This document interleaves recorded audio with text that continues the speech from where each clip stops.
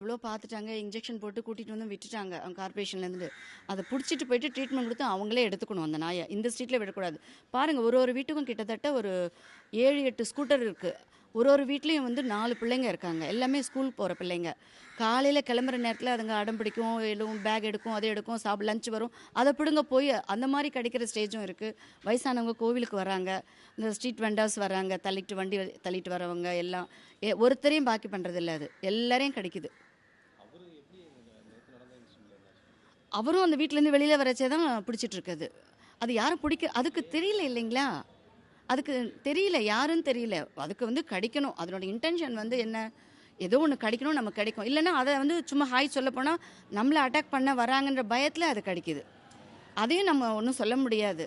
ஒருவேளை அதுக்கு ரேபிஸ் இருக்கலாம், இருந்ததுன்னா அது இன்னும் டேஞ்சர். ஏன்னா இத்தனை பேரை கடிச்சிட்டு இருக்கிற நாய்க்கு கண்டிப்பாக ஏதோ ஒரு அது அஃபெக்ட் ஆகிருக்கும். இல்லாமல் அது கடிக்காது சாதாரணமாக. ஆமாம், நிறைய டெய்லி அந்த மாதிரி தான் நடந்துகிட்ருக்குங்க. நாங்கள் எவ்வளோ சொல்லிட்டோம், நாங்கள் யாரும் வந்து ஆக்ஷன் எடுக்கலை. இங்கே ஸ்ட்ரீட்டில் இருக்கிற பெரியவங்களாவது ஆக்ஷன் எடுக்கணும், யாரும் எடுக்கலை இது வரைக்கும்.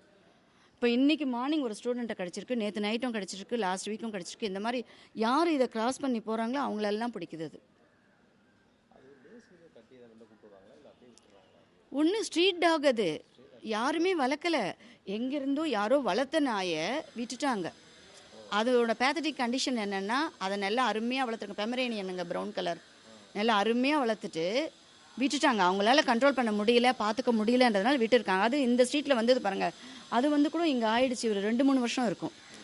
இங்கே இருக்கிறவங்க பரிதாபப்பட்டு சாப்பாடு போட்டுட்ருக்காங்க, அவ்வளோதான். யாருமே அதை வந்து கேர் எடுத்து பண்ணுறதில்ல.